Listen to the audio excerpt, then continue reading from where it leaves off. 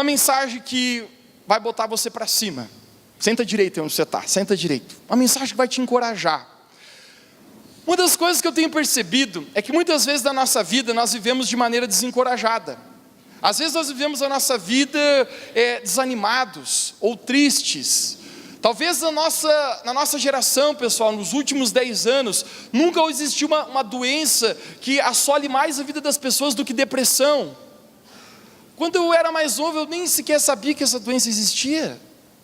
Mas de alguma maneira, irmãos, eu creio que Deus, Ele quer manter o nosso espírito animado. Você pode dizer comigo que Deus quer manter o meu espírito animado? Então o tema da minha mensagem nessa noite é: minha confiança está voltando. Minha confiança está voltando. Você poderia ficar de pé comigo, que eu gostaria de nós lermos juntos nessa noite, fazemos uma declaração de fé, num versículo que nós vamos ler. Por favor, gostaria que projetasse no telão, Hebreus capítulo 10, versículo 35.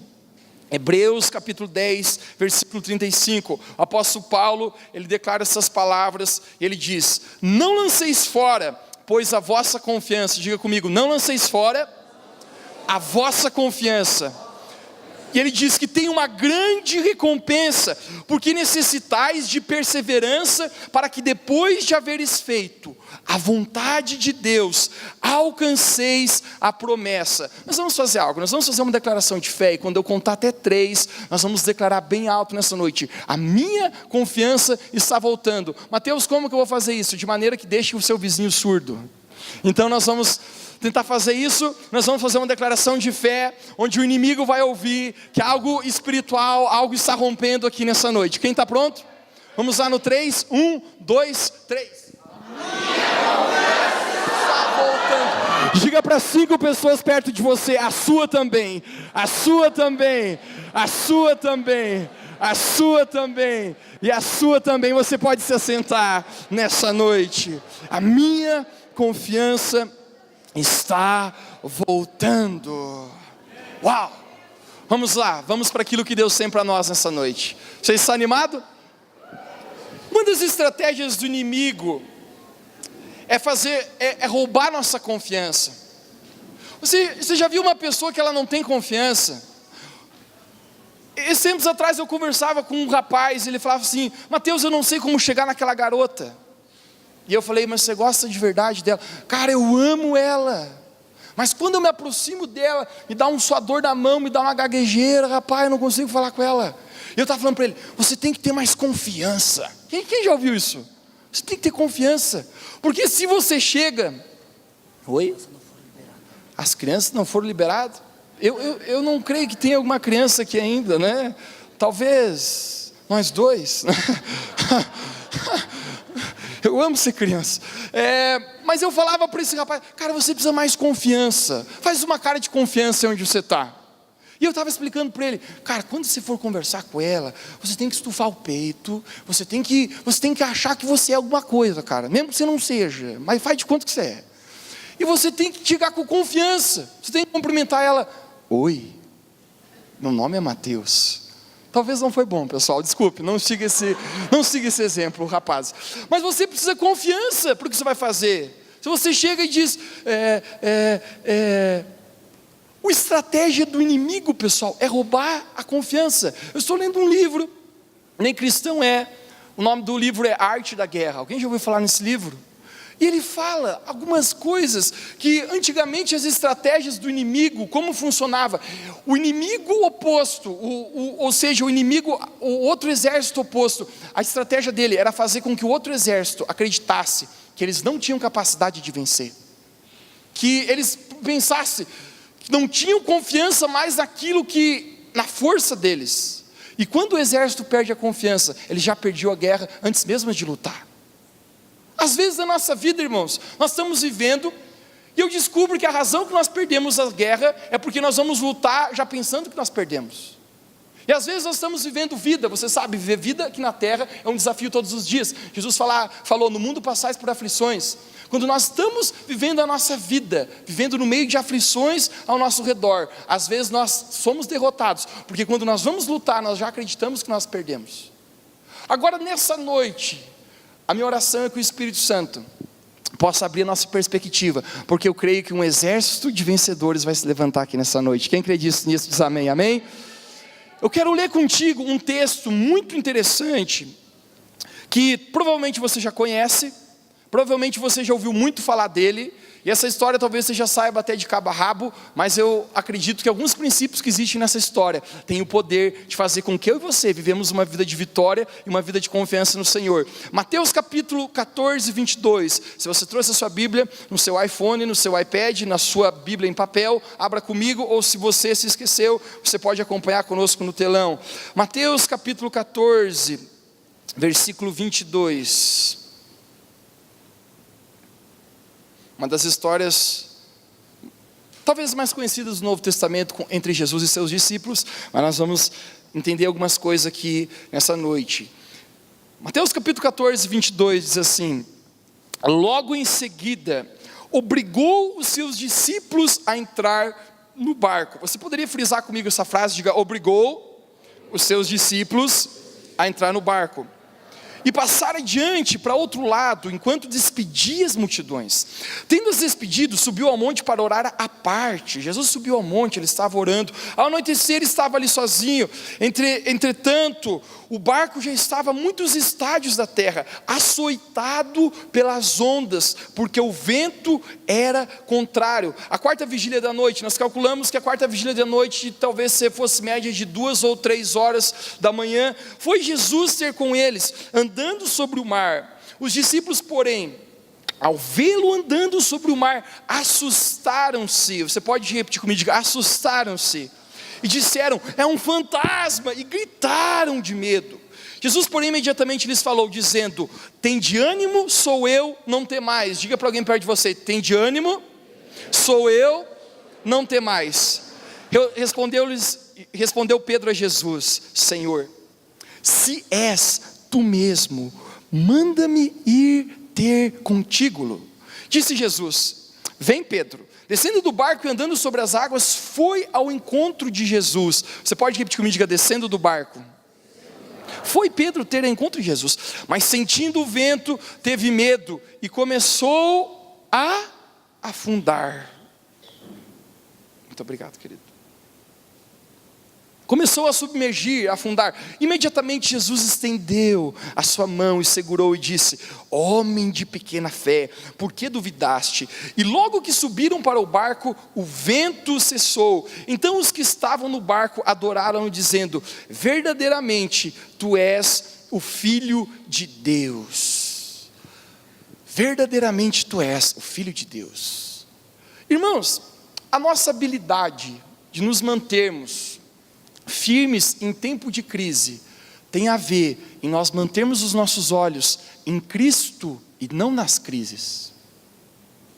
De alguma maneira, eu e você, nós vamos colocar nossa atenção em algo. Agora, algo muito importante, que aquilo que tem a minha atenção tem acesso ao meu coração. Aonde você coloca os seus olhos, aonde você põe a sua atenção, é aquilo que vai ter acesso à sua vida. Por isso, quando nós colocamos o nosso coração na palavra de Deus, os nossos olhos nas coisas de Deus, a fé enche o nosso coração. Agora, nessa história, nós conseguimos ver alguns princípios que Jesus está tentando fazer na vida dos discípulos. Eu quero que você me acompanhe nessa jornada de coisas que Jesus estava tentando fazer. O primeiro princípio que eu quero falar nessa noite a respeito dessa mensagem é tempestades, o porquê elas vêm. Tempestades, o porquê elas vêm. Algo tão interessante é que em Mateus capítulo 14, 22, nós acabamos de ler que Jesus obrigou os discípulos a entrar no barco. Algo contraditório que eu pensava até um tempo atrás é que Jesus era aquele cara que me ajudava a resolver problemas. Quem já pensou dessa maneira? Que Jesus era aquele que cuidava de mim e não queria que nada de ruim acontecesse comigo. Mas quando eu começo a ler a minha Bíblia, eu descubro que foi o próprio Jesus que mandou os discípulos entrarem no barco e ir em direção àquela tempestade. Quem aqui acha que Jesus sabia o que os discípulos iam enfrentar no meio do mar? É óbvio que Jesus sabia. Jesus, ele sabe a respeito de todas as coisas.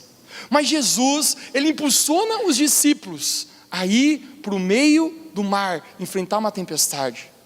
Deus na nossa vida, irmãos, Ele tem um propósito. Quem crê aqui que Deus tem um propósito na sua vida, levante sua mão. Deus, Ele tem um propósito. Agora deixa eu declarar algo para você. Deus apenas não tem um propósito para a sua vida, mas Deus, Ele vai trabalhar em ti, para que você cumpra esse propósito. Agora, o que Jesus estava fazendo com os discípulos? Jesus estava trabalhando o coração dos discípulos, para que eles conseguissem chegar ao propósito que Jesus tinha para a vida deles. Jesus sabia que esses 12 camaradas, 11, um ia trair, Jesus também já sabia, mas que esses camaradas, eles iriam impactar o mundo, e Jesus sabia, esse é o meu propósito para a vida deles, eu preciso preparar eles para o que eles têm, e Jesus envia eles para a tempestade.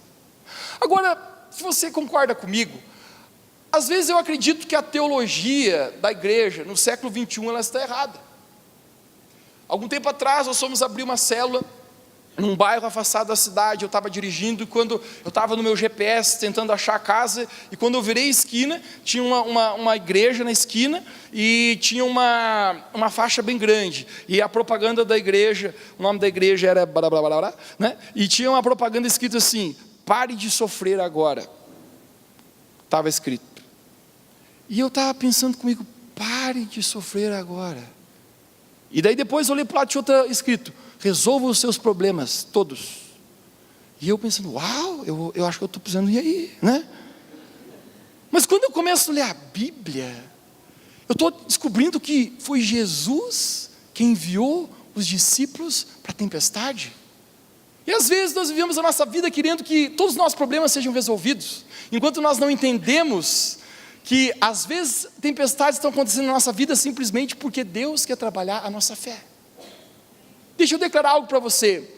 A tempestade e o problema que existe na sua vida é exatamente aquilo que você precisa para você cumprir o seu propósito em Deus. Exatamente aquilo que talvez seja o seu pior pesadelo, seja aquilo que vai te impulsionar a cumprir o chamado que Deus tem para a sua vida.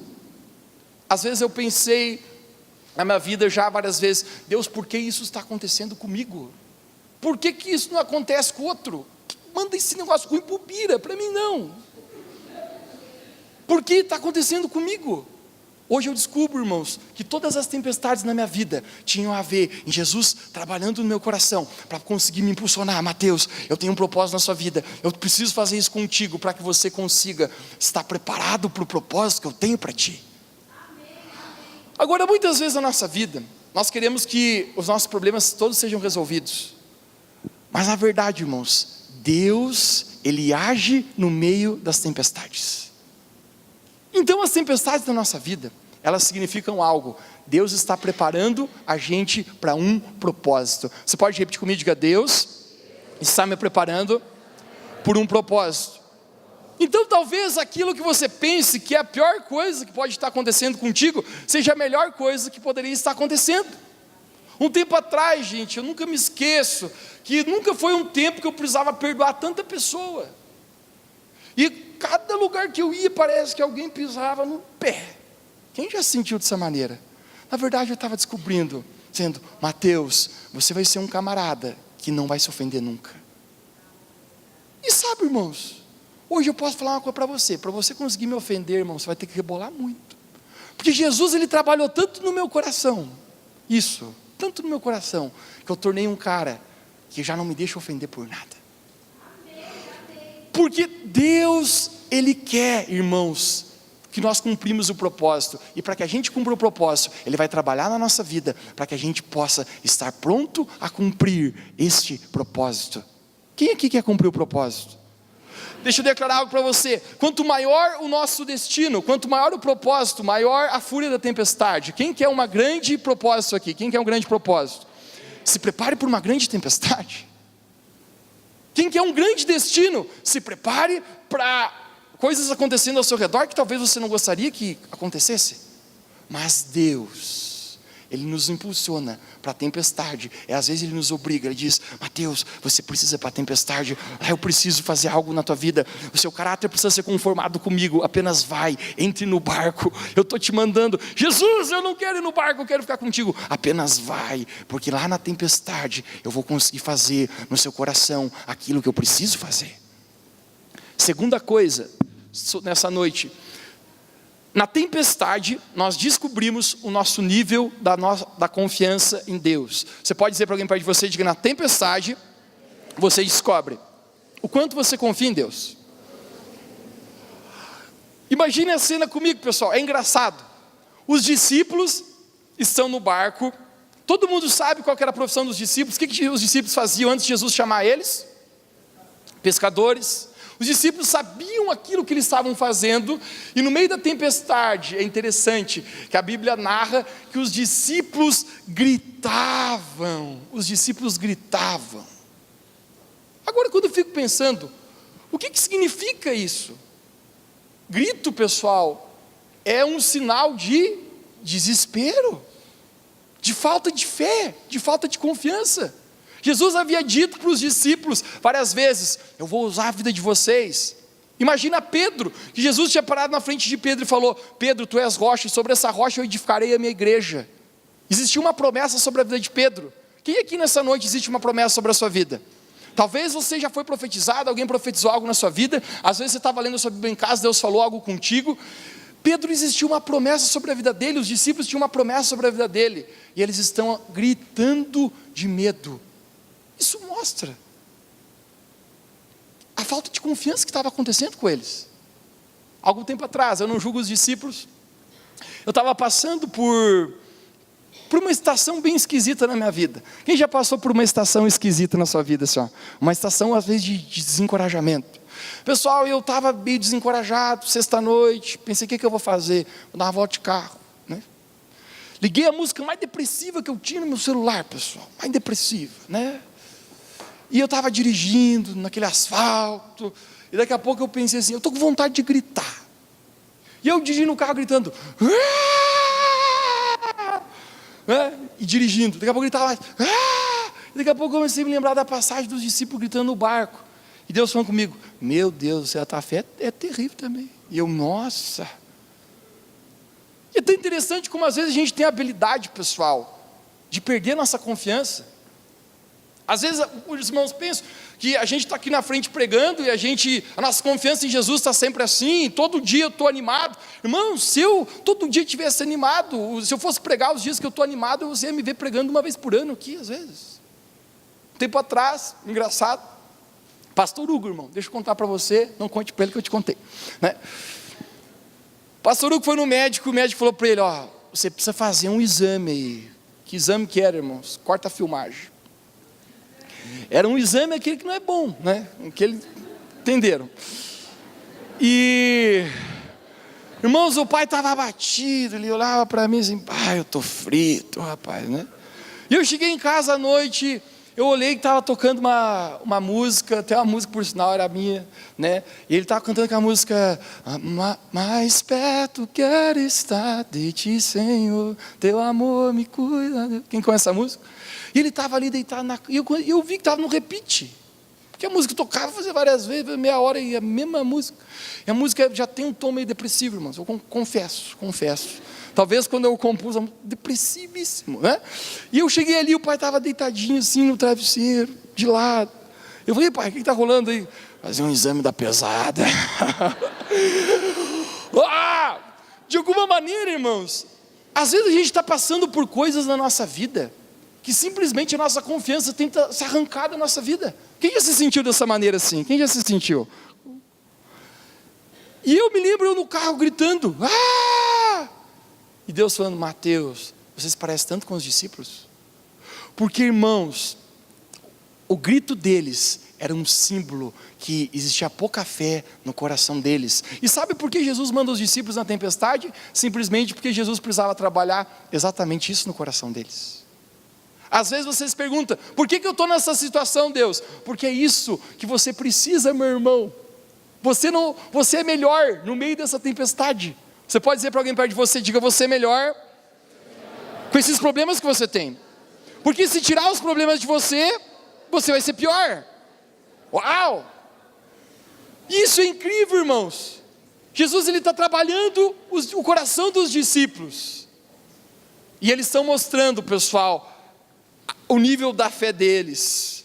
Terceira coisa, Jesus sempre está em algum lugar na tempestade. Você pode dizer comigo que Jesus sempre está em algum lugar no meio da tempestade.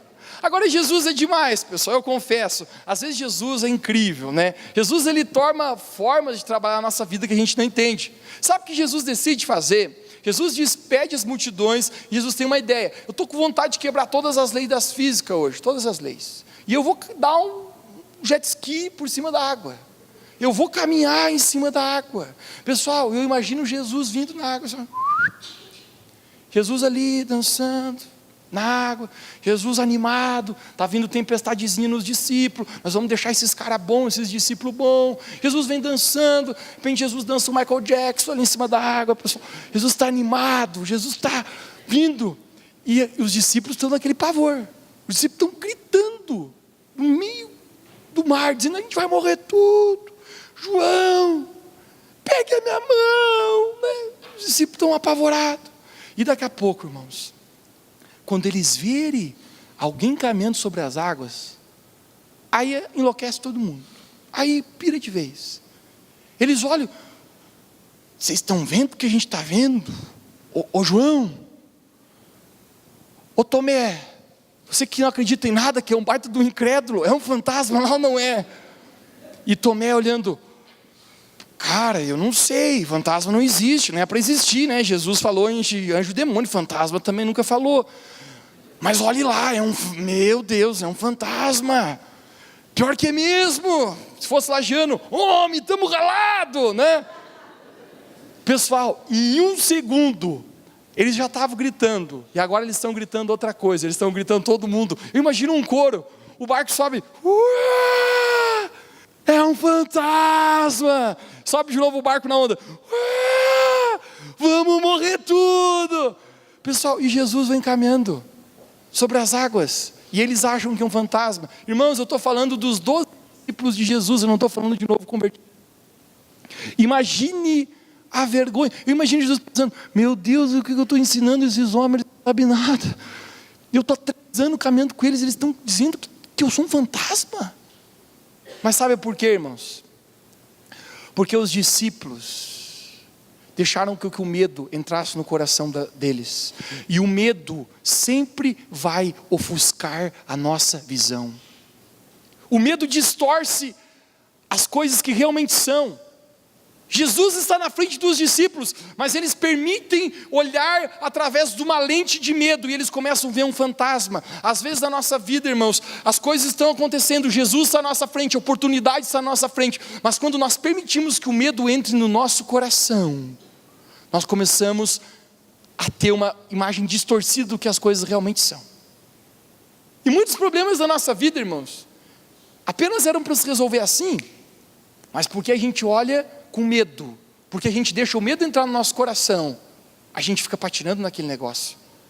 Você sabe, livro de Êxodo, a Bíblia fala a respeito do povo de Israel, conta a história deles saindo da terra do Egito em direção à terra prometida. A jornada era para demorar 40 dias, demora 40 anos. Por quê?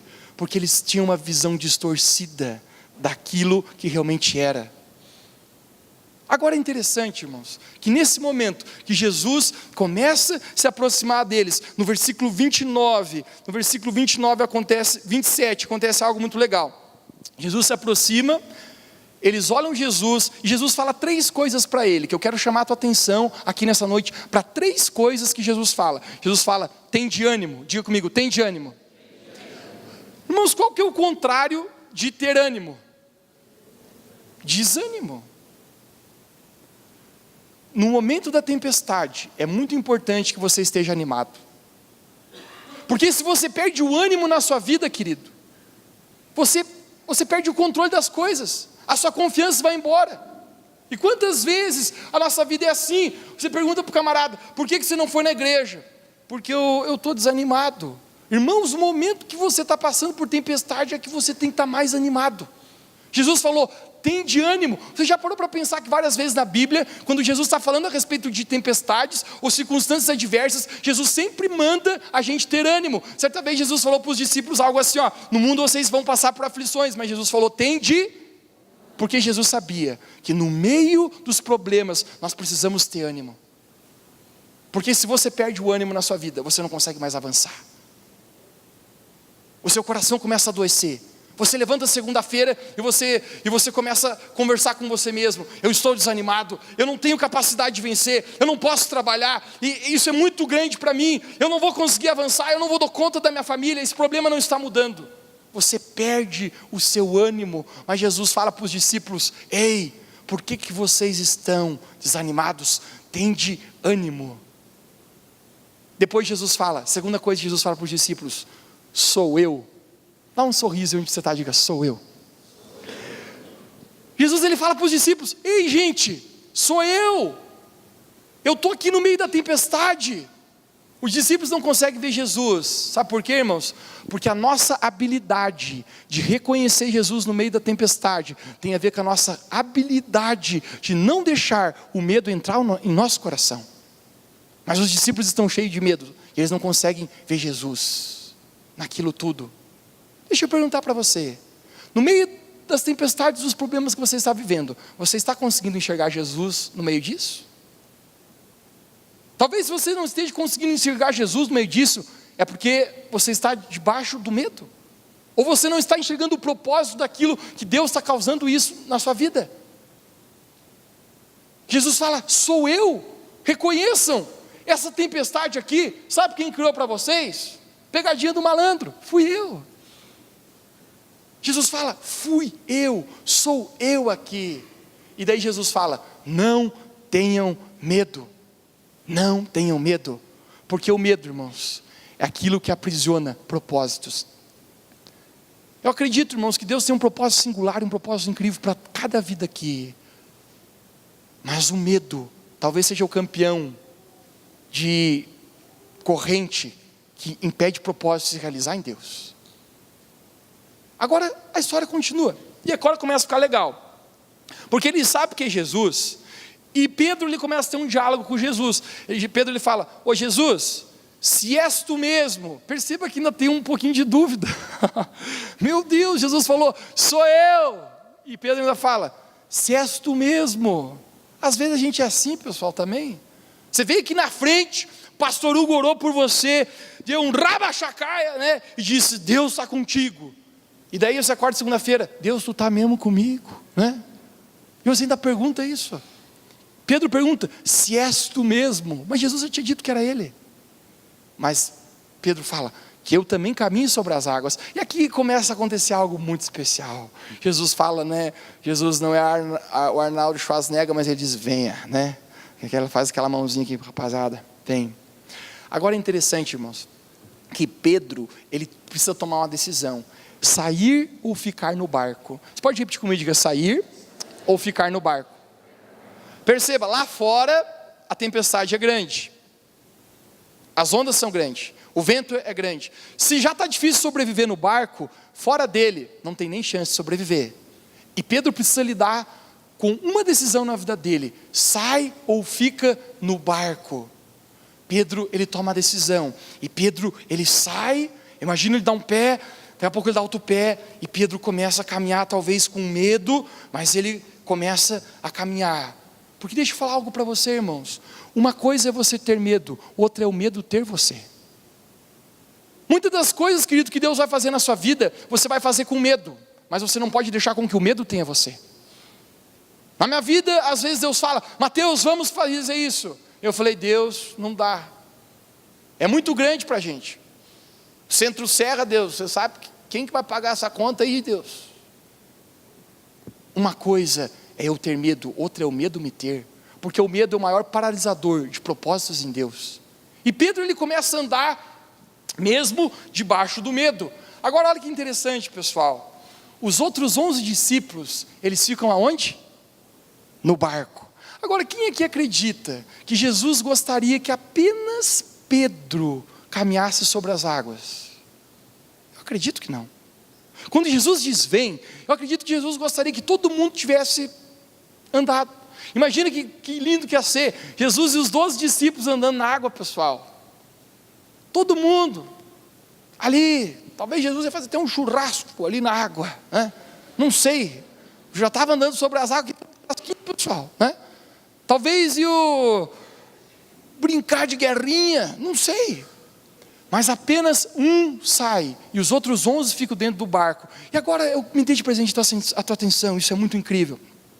A presença de Deus é garantida na nossa vida, é um cuidado de Deus na nossa vida. O cuidado é garantido, a presença de Jesus é garantida. Mas até onde eu vou, isso é opção minha e sua. Os outros discípulos têm a opção de sair do barco, mas eles preferem ficar. Pedro, ele diz, não, eu vou sair daqui. Jesus não iria deixar os discípulos morrerem. Ou você acha que Jesus ia deixar aquela bala acabada morrer? Não, porque o cuidado na nossa vida é garantido. Mas até onde eu vou em Deus, isso é uma opção minha.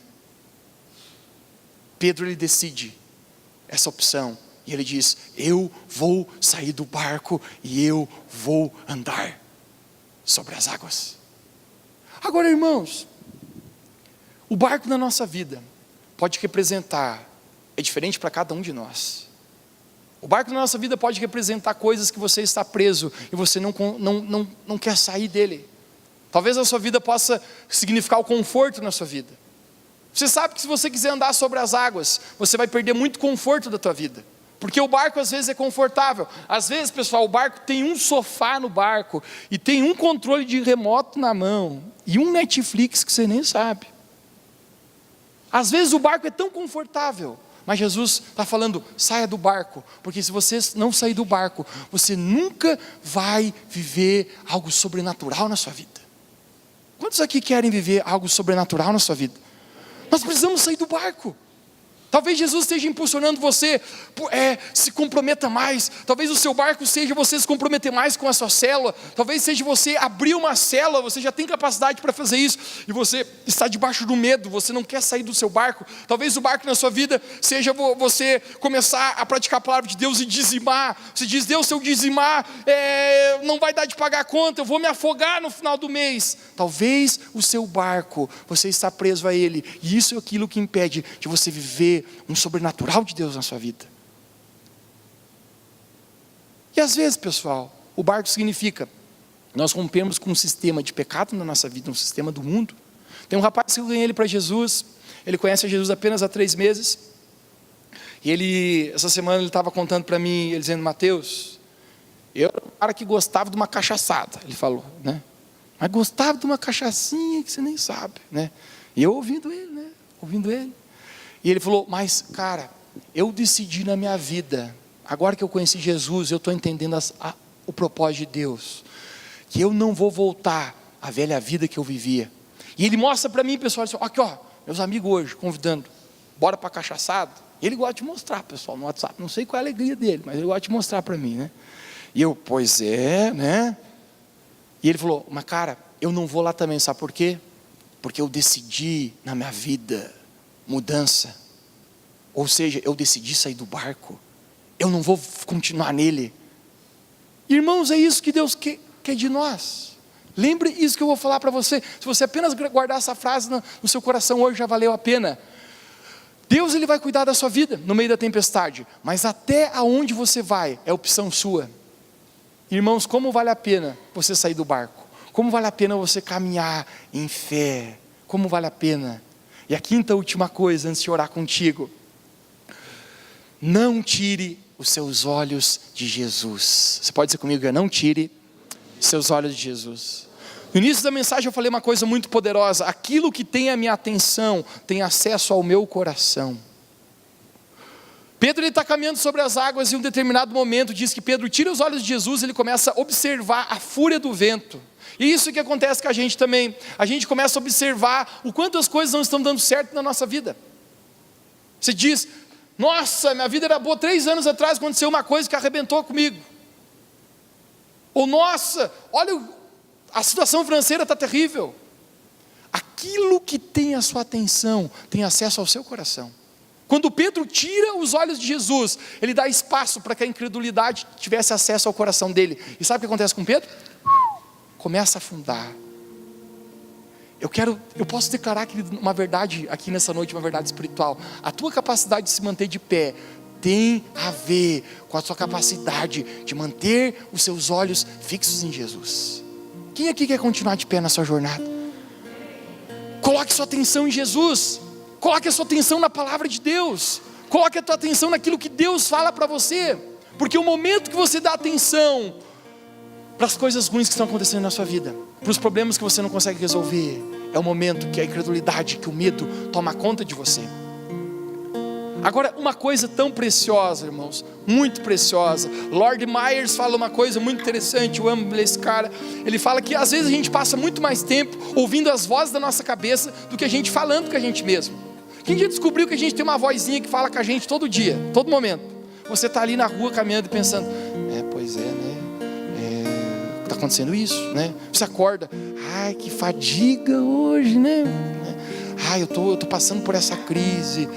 Sabe, irmãos, nós precisamos parar de ouvir essas vozes e nós precisamos começar a pregar para nós mesmos. Nós precisamos dizer, acordar de manhã, amanhã cedo, segunda-feira, e você dizer, eu estou passando por isso, mas hoje tem bênção para a minha vida. Nessa noite, nesse dia nós vamos ser abençoados. Nesse dia a minha vida financeira vai acontecer alguma coisa. Nesse dia o meu trabalho vai ser próspero. Nesse dia a minha célula vai ser incrível, novas pessoas vão vir. Nesse dia eu vou ganhar uma pessoa para Jesus. Nesse dia eu vou estar alegre, eu vou lançar fora essa tristeza. Nós vamos pregar para nós mesmos. Quem aqui tem alguma palavra profética que você recebeu alguma vez na sua vida aqui? Levante sua mão. Pregue essa mensagem para você. Algum tempo atrás eu estava tão desencorajado na minha vida, irmãos. Eu estava pensando, Deus, o Senhor ainda tem alguma coisa comigo? O Senhor ainda quer me usar? Será que o Senhor vai fazer alguma coisa comigo ainda? E daqui a pouco Deus começou a falar para mim, Mateus, eu já não te falei. Pregue para você mesmo. E eu comecei a escrever, pessoal, escrevi no meu celular todas as coisas que Deus já prometeu na minha vida. Eu comecei a pregar para mim mesmo, eu vou às nações. Comecei a pregar para mim mesmo, nós vamos fazer diferença nessa geração. Comecei a pregar para mim mesmo, nós vamos tocar milhares de vidas.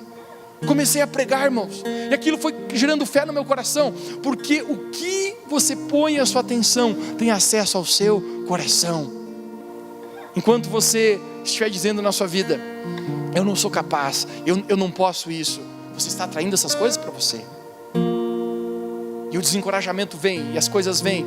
Mas irmãos, algo muito precioso na nossa vida é quando nós mantemos os nossos olhos em Jesus. Quem aqui nessa noite, você precisa de encorajamento na sua vida espiritual aqui? Você quer colocar o seu coração no Senhor? Eu creio com toda a minha vida. Nós vamos ligar até uma música mais encorajamento. Isso aqui está meio triste, né? Mas de alguma maneira, irmãos, eu creio que o Espírito Santo hoje ele quer animar você. Eu creio que o Espírito Santo quer encorajar você. Mateus, eu estou passando por uma tempestade.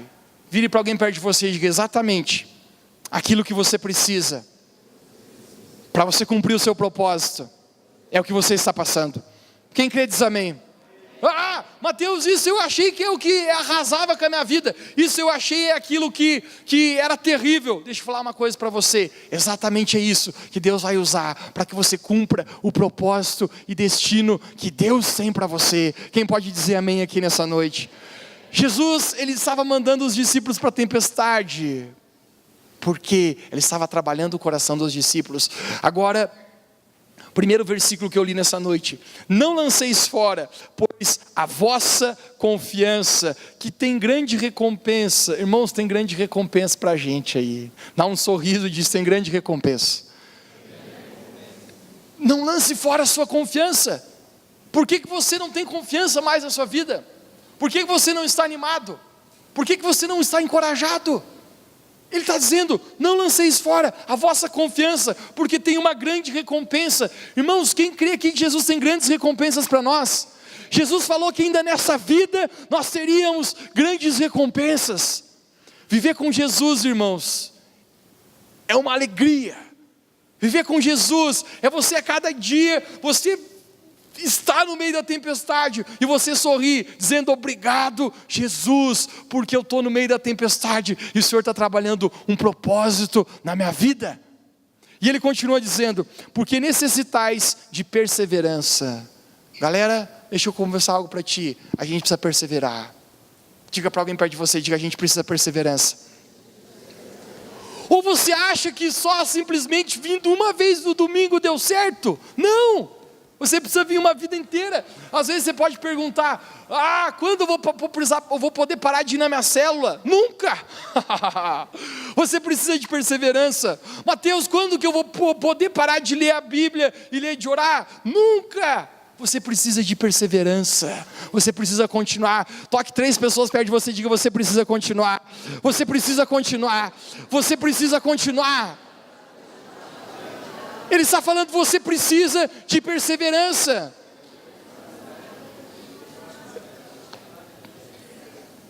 Para que depois de haver desfeito a vontade de Deus, leia comigo isso, para que depois de haveres feito a vontade de Deus. Sabe, irmãos, qual que é a vontade de Deus? Um tempo atrás na minha vida, sabe o que eu pensava? Que ia chegar um momento que simplesmente eu ia cumprir a minha jornada.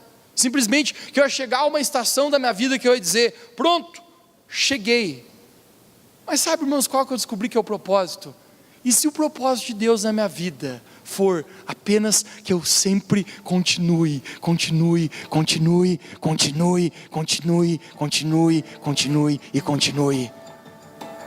em tudo que eu fizer, continue buscando a Deus. No meio da sua tempestade, continue louvando a Deus, continue fazendo com que o nome de Deus seja glorificado.